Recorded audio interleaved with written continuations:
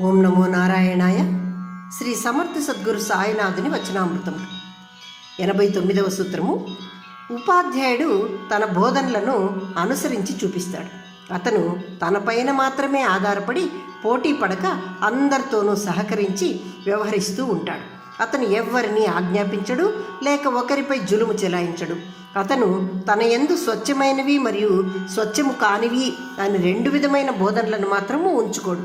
ఉపాధ్యాయుడు ఒకరి వెనుక ఉన్న వారి ప్రకాశవంత తేజోరూపాన్ని చూస్తాడు. అన్ని సమయాల యందును ఉపాధ్యాయుడు వినయంగానే వ్యవహరిస్తాడు మరియు అన్ని వేళలా అందరి పట్ల అప్రమత్తంగా కూడా ఉంటాడు. అతను తన గృహాన్ని నిర్లక్ష్యం చేయవచ్చు, కానీ సమాజానికి మాత్రము మంచి కార్యాలు ఎటువంటివి చేయాలో అలాంటివి చేస్తూ ఉంటాడు. కానీ తాను మాత్రము గురువు, తనే పెద్ద, తనే శ్రేష్ఠుడు అని ఎక్కడా చెప్పుకోడు. అనగా గురువు గొప్పలు పడకుండా సరళంగా సమాజానికి ఏమి చేయాలో అవి చేస్తాడు అని చెప్పారు బాబా ఇక్కడ. 90వ సూత్రము. నీవు జీర్ణించుకోగలిగినంత మాత్రమే భుజించు అంటున్నారు బాబా.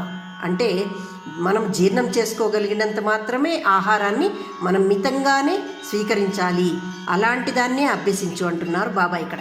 అలాగే దీన్ని ఆధ్యాత్మిక సాధనతో ఆయన పోల్చారు.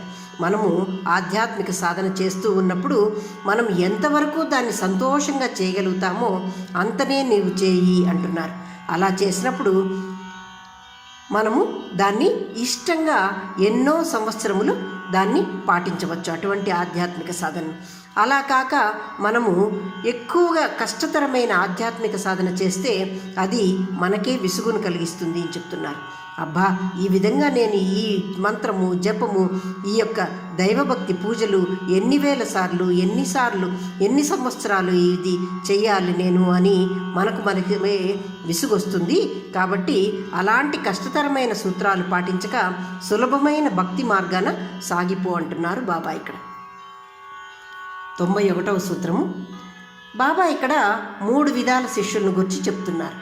మొదటి స్థాయి శిష్యుడు ఉపాధ్యాయుడు చెప్పిన పని ఉపాధ్యాయుడు చెప్పిన విధంగానే సహజంగా చేసుకుంటూ పోతాడట ఎల్లవేళల. అదే రెండవ స్థాయి విద్యార్థి ఉపాధ్యాయుడు చెప్పినప్పుడు మాత్రమే ఆ పని చేస్తాడు. మూడవ స్థాయికి చెందిన శిష్యుడు ఉపాధ్యాయుని పేరు చెప్పి తనకు నచ్చిన పని మాత్రమే చేస్తాడు అని 3 స్థాయిల శిష్యుల గురించి వివరించారు బాబా ఇక్కడ. 92వ సూత్రము. గురువు మన ఆత్మకు ఆశ్రయము అయినవాడు మరియు మన జీవిత లక్ష్యము కూడా. ఎవరైతే గురువు యొక్క బోధనలను గురువు బోధించిన విధంగానే ఎటువంటి సందేహము లేక అనగా నిస్సందేహంగా గురువు చెప్పిన ధాటితోనే ఓర్పు సహనము కలిగి నేర్చుకుంటాడో అటువంటి శిష్యుడు తన ఆత్మయందు తృప్తి చెంది మరియు తన జీవిత లక్ష్యం కూడా సాధించగలుగుతాడు. అతను ఆనంద స్వరూపుడై ఆత్మసంతృప్తిని పొందుతాడు మరియు జీవన లక్ష్యాన్ని కూడా సాధిస్తాడు అంటున్నారు బాబా ఇక్కడ. ఓం నమో నారాయణాయ.